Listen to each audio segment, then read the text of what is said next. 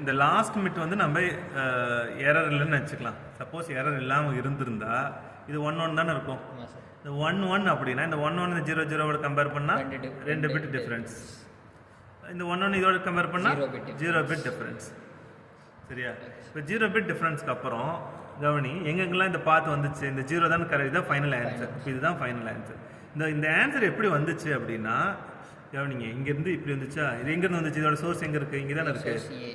Okay, இது எங்கேருந்து வந்துச்சு, இங்கே இருக்குது, இது இருக்குது. இதோட சோர்ஸ் எங்கே இருக்குது, இது எங்கேருந்து வந்துச்சு, இங்கேருந்து வந்துச்சு. இது எங்கேருந்து வந்துச்சு, மேலே. இப்படி ஒரு கோடு போடணும், நீங்கள் வேறு கலர் யூஸ் பண்ணி ஒரு கோடு போடணும். சரியா? இப்படி கோடு போட்டதுக்கப்புறம் இந்த டாட் லைன் கவனிங்க, இதுக்கு லைன்ஸ் கவனிங்க. இது டாட் லைனா ஸ்ட்ராங் லைனா? டாட் லைனா 1-ஆ 0வா? 1. இதன் லைனு ஸ்ட்ராங் லைன் 0. இதன் லைனு ஸ்ட்ராங் லைன் 0வா 1-ஆ? 0. இதன் லைனு என்னது ஆன்சரு? 1. அப்போ 11011111 அப்படிங்கிறது டீகோட் பண்ண என்ன வந்துடும்? 1.001 வந்துடும். சரியா? இது எப்படி கண்டுபிடிச்சோம்னா லாஸ்ட்டாக நமக்கு லோயஸ்ட் வேல்யூ வரணும். ஓகே, லோயஸ்ட் வேல்யூ வந்துச்சு அப்படின்னா அதுலேருந்து நீங்கள் ரிவர்ஸ் போகணும். ஈக்குவல் வேல்யூ வரவே வராது. அந்த மாதிரி எரர்ஸ் கொடுக்க மாட்டாங்க. ஈக்குவல் வேல்யூ 1-1 2-2ன்னு வராது. ஏன்னா இந்த வேல்யூ நான் வந்து சிம்பிளாக உங்களுக்கு வந்து எது மினிமம் வேல்யூ அதை மட்டும் கொண்டு போங்கன்னு சொல்லியிருக்கேன். இது உங்களுக்கு எக்ஸ்ப்ளனேஷன் புரியணுங்கிறதுக்காக. இதுதான் ஈஸியஸ்ட் மெத்தட். இந்த மெத்தடுக்கு பேர் இன்னொரு மெத்தட் என்ன சொல்கிறாங்கன்னா மேக்ஸிமம் லைக்லிஹுட் மெத்தட்னு சொல்லுவாங்க.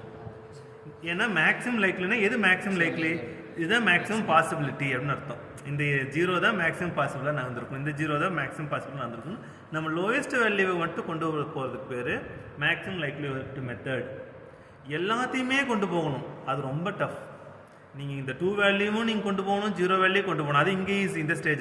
இந்த ஸ்டேஜில் மறுபடியும் கொண்டு போகிறப்ப எல்லா ஸ்டேஜுக்கும் நீங்கள் வேல்யூ கண்டுபிடிச்சி அது குமுலேட்டிவ் வேல்யூ கண்டுபிடிச்சி நீங்கள் ஆட் பண்ணி இங்கே கொண்டு வந்தீங்கன்னா ஏதோ ஒரு வேல்யூ மட்டும்தான் மினிமம் வரும், இது எல்லா வேல்யூவும் ஹையராக வரும். 0 வரும், இல்லை 1 வரும். ஆனால் மற்ற எல்லா வேல்யூவும் 1-ஐ விட அதிகமாக வரும். அப்போ எது 1ன்னு வந்திருக்கோ அந்த 1ஓட வேல்யூவை ரிவர்ஸ் கொண்டு போகணும். நமக்கு இங்கே மேக்ஸிமம் லைக்லிஹுட் கொண்டு போனதால இந்த 2 ஸ்டேஜில் முடிஞ்சிச்சு. இந்த 2 ஸ்டேஜில் எது மினிமம், இந்த 0.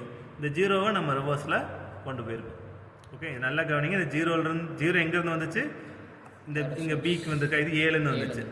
இது எங்கேருந்து வந்துச்சு, இந்த சீலேருந்து. இது எங்கேருந்து வந்துச்சு, பிலேருந்து வந்துச்சு. இது எங்கேருந்து வந்துச்சு, அதை இன்னொரு கலர் மூலிமா லைட் பண்ணிவிட்டு டாட் லைனாக இருந்தால் 1, ஸ்ட்ராங் லைனாக இருந்தால் 0 பண்ணால் இது டீகோடட் வேல்யூ. ஸோ அவங்க கொடுத்த கொஸ்டினில் வந்து கோடு வேர்டு இருந்திருக்கு. கோடு வேர்டில் இருந்து நம்ம மெசேஜை கண்டுபிடிச்சிட்டோம். ஸோ இதுக்கு பேர் டீகோடிங்.